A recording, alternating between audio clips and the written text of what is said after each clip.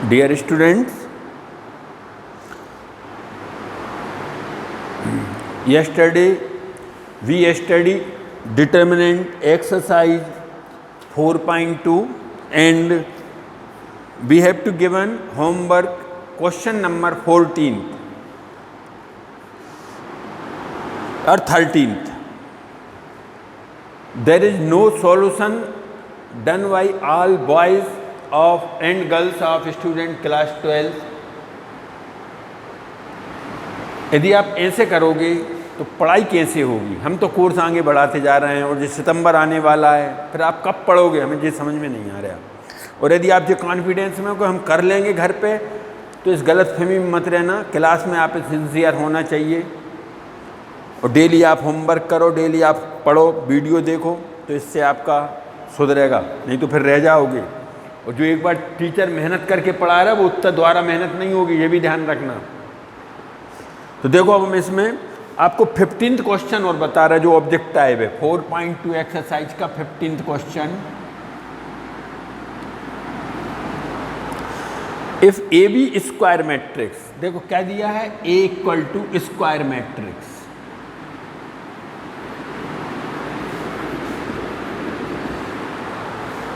Of order 3/3। अच्छा, ए का order कितना दिया है, 3/3। देन के ए इक्वल टू,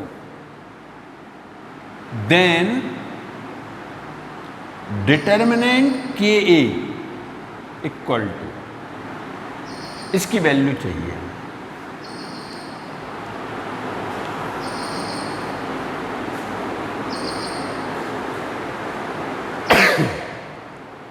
तो इसका फंडामेंटल पेज नंबर 107 पे है एनसीईआरटी बुक में।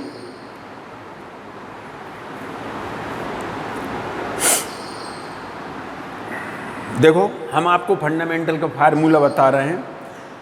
इफ ये फार्मूला है, if A matrix equal to के इंटू बी मैट्रिक्स, ए और बी मैट्रिक्स हैं और के कांस्टेंट है, और जो स्क्वायर मैट्रिक्स हैं A and B square matrix,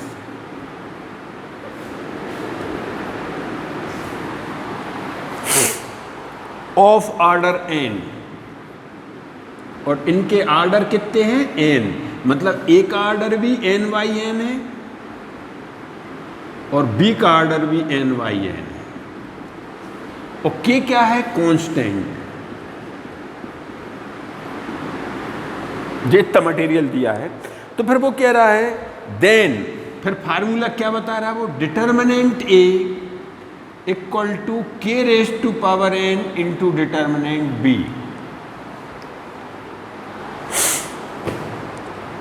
if A equal to के into B, matrix A equal to के इंटू मैट्रिक्स बी। देखो ए का ऑर्डर क्या है, एन वाई एन का है, और बी का ऑर्डर भी क्या है, एन वाई एन का है, और के मैट्रिक्स है, के कोई कांस्टेंट है।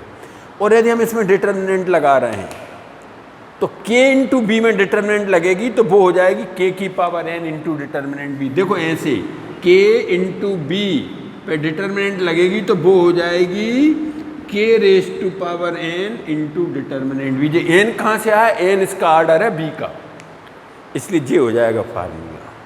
तो यहाँ पे देखो ए स्क्वायर मैट्रिक्स है, ए का ऑर्डर 3/3 है, तो डिटर्मिनेंट के की वैल्यू हो जाएगी के raise to power 3 into determinant A. आगे ना मेथड समझ में, ये हमारा फार्मूला है पेज नंबर 107 पर एनसीईआरटी में, और ये हमारा क्वेश्चन है, ऑब्जेक्ट टाइप क्वेश्चन है 15th एक्सरसाइज 4.2 का। उसमें हमसे इसकी वैल्यू मांगी है, तो ये फार्मूला फिट हो गया, देख लो। और इसके क्वेश्चन भी हैं जो कि आपको करना पड़ेंगे इसी फार्मूले से, है ना, ध्यान रखना। हम क्वेश्चन भी बता दें, एक्सरसाइज के साथ फर्स्ट सेकंड क्वेश्चन है ऐसे कोई से। देखो एक्सरसाइज 4.1 का 4th क्वेश्चन, एक्सरसाइज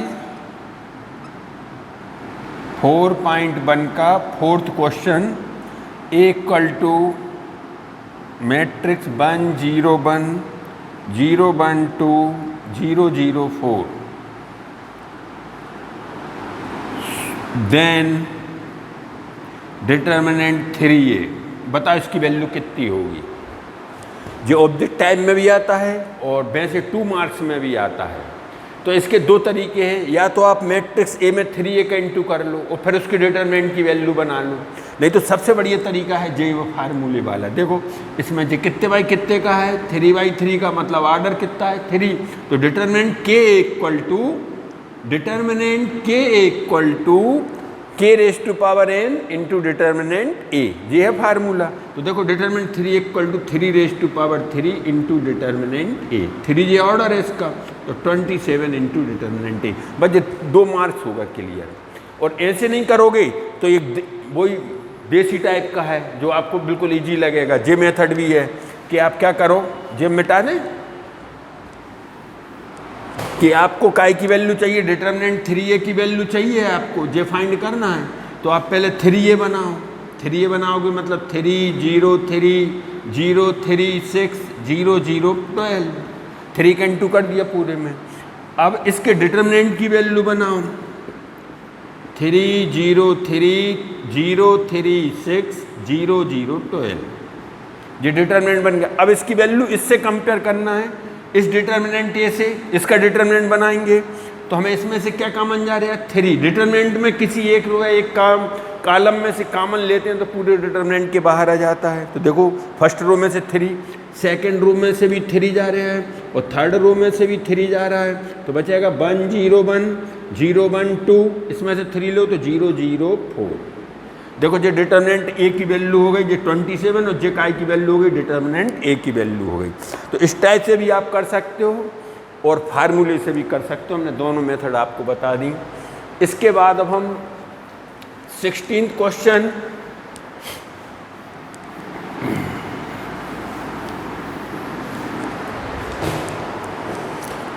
क्वेश्चन है 4.2 का, विच ऑफ द करेक्ट। तो इसमें आंसर सी पढ़ो, determinant is a number associate with square matrix. Determinant एक नंबर होता है, सॉल्यूशन होता है उसका, किसी भी डिटर्मिनेंट को सॉल्व करते हैं वो स्क्वायर मैट्रिक्स से रिलेटेड होता है ना। इसके बाद अब हम नेक्स्ट एक्सरसाइज कर रहे हैं एरिया ऑफ ट्राइंगल की।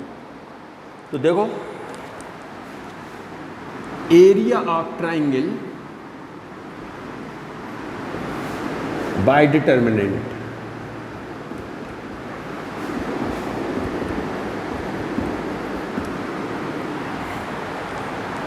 जैसे कोई ट्राइंगल है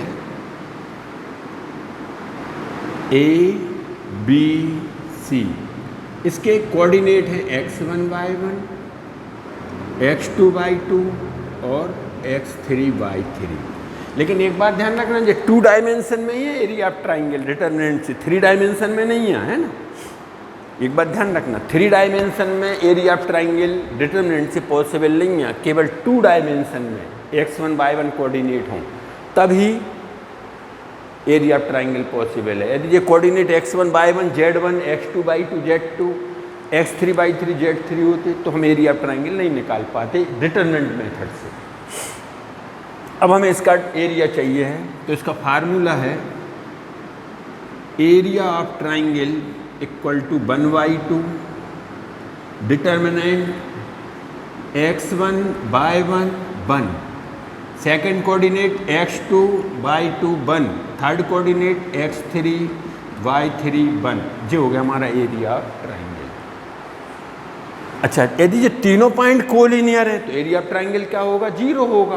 तो उस कंडीशन में देखो if a x1 y1 b x2 y2 c x3 y3 are collinear, then area of triangle equal to 0। मतलब x1 y1 1, x2 y2 1, x3 y3 1 equal to 0। 1/2 भी लगा तो 1/2 पहले 0 हो जाएगा, तो इसको लिखो मत। कुल मिला के यदि इसकी वैल्यू 0 आ रही है तो पॉइंट्स कैसे होंगे, कोलिनियर होंगे। और यदि इस फार्मूले की वैल्यू 0 नहीं आ रही तो वो एरिया ऑफ ट्राइंगल है, मतलब ट्राइंगल बन रहा है। ठीक है ना, आ गया समझ में। अच्छा, तुम्हें मालूम है चूंकि यदि एरिया ऑफ ट्रायंगल पॉजिटिव होता है, यदि ये वैल्यू नेगेटिव भी आती है तो उसको हम पॉजिटिव कर देते हैं। इसके बाद अब देखो क्वेश्चन देखो,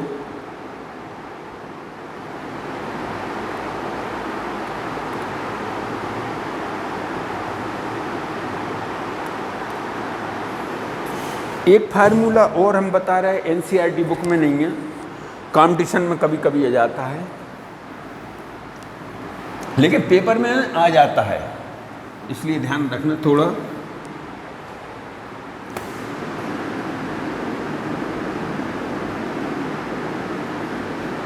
इक्वेशन ऑफ स्ट्रेट लाइन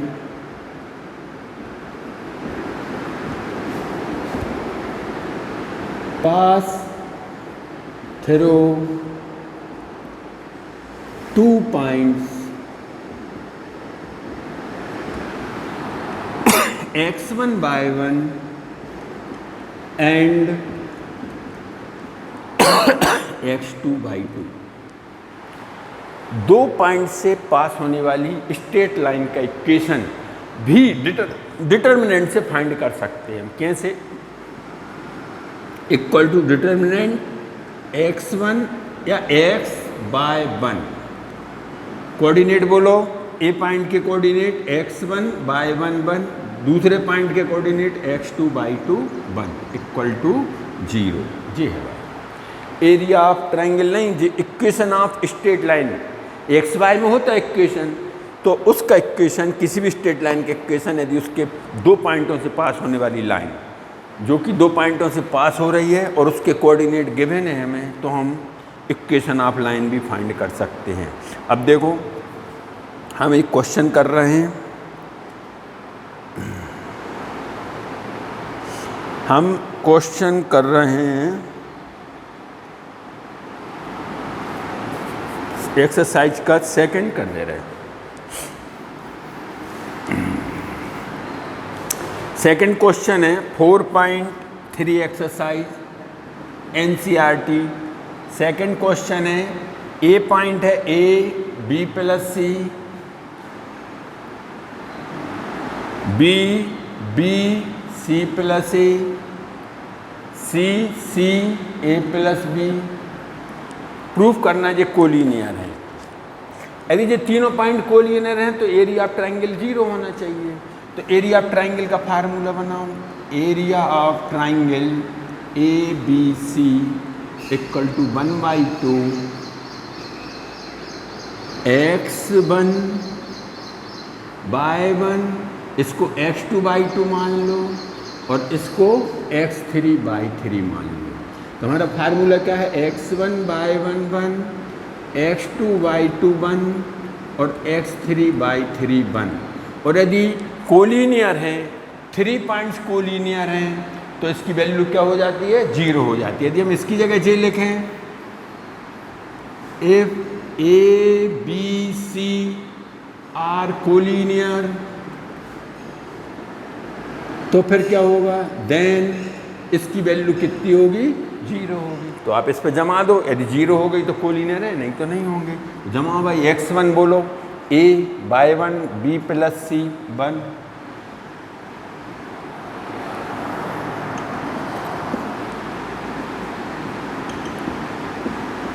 अब इसकी वैल्यू 0 ला के बता दी, 0 आ गई तो कोलिनियर हो जाएंगे। तो हम देखो एक काम कर रहे हैं, C1 में चेंजेस C1 प्लस C2, तो a plus b plus c, A plus b plus c, A plus b plus C, b plus c plus a plus b, 1 1 1। इस फर्स्ट कॉलम में से a plus b plus c बाहर आ गया, बच गया 1 1 1, b plus c plus a plus b, 1 1 1।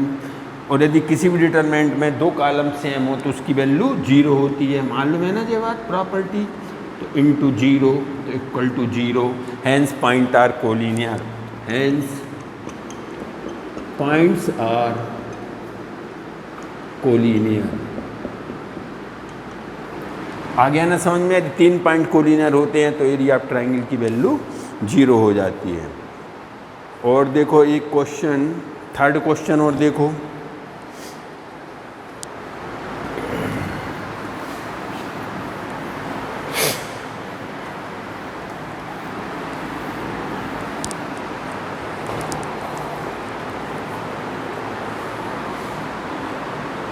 Fifth देख लो। अच्छा, फिफ्थ क्वेश्चन देखो, area of triangle equal to 35 square unit. Vertices दिए ट्राइंगल के, ए वर्टिसेस 2 - 6, बी 5 4, सी के 4। हमें के की वैल्यू फाइंड करनी है। एरिया ऑफ ट्राइंगल भी गिवन है और वर्टिसेस भी दी गिवन है, इसमें एक वैल्यू अननोन है, तो फाइंड के, ये हमें फाइंड करना है। तो हम क्या करेंगे, एरिया ऑफ ट्राइंगल का फार्मूला बोलो क्या होता है, 1/2 x1/1 1, x2/2 1, x3/3 1। इसको मान लो x1, इसको मान लो y1, इसको x2, इसको y2, इसको x3, इसको y3, और एरिया ऑफ ट्राइंगल की जगह 35 रख दो। लेकिन एक बात ध्यान रखना, हमने बोला तो area of triangle mode value होती है, मतलब पॉजिटिव ही रखना पड़ती है, चाहे भले ही नेगेटिव आए। तो फिर आप क्या करो कि कभी गिवन हो एरिया ऑफ ट्राइंगल तो आप प्लस माइनस दोनों लगाना पड़ेंगे आपको, है ना। x1/1 बोलो, 2 - 6 1, x2/2 5 4 1, x3/3 के 4 1। सॉल्व करो, पहले इसके इसमें इंटू करो तो plus minus 70 equal to, expand कर दें डायरेक्ट, क्योंकि कोएफिशिएंट हैं तो फट से एक्सपेंड हो, जीरो भी कर सकते हैं। तो फर्स्ट रो पे एक्सपेंड कर रहे हैं हम, 2 इंटू, छोड़ो रो और कॉलम, 2 जिसमें है तो 4 - 4, फिर -6, तो माइनस माइनस प्लस, है ना। 6 जिस रो और कॉलम में छोड़ो तो 5 बन जा 5 माइनस के, फिर प्लस 1 जिस रो और कॉलम में वो छोड़ो तो 20 - 4 के, प्लस माइनस 70 इक्वल टू 0, 30 - 6 के, 20 - 4 के। पहले प्लस साइन ले लो तो 70 इक्वल टू 50 - 10 के, तो जो हो गया 20 इक्वल टू -10 के। तो इससे के की वैल्यू आ गई, कितनी आ गई, -2।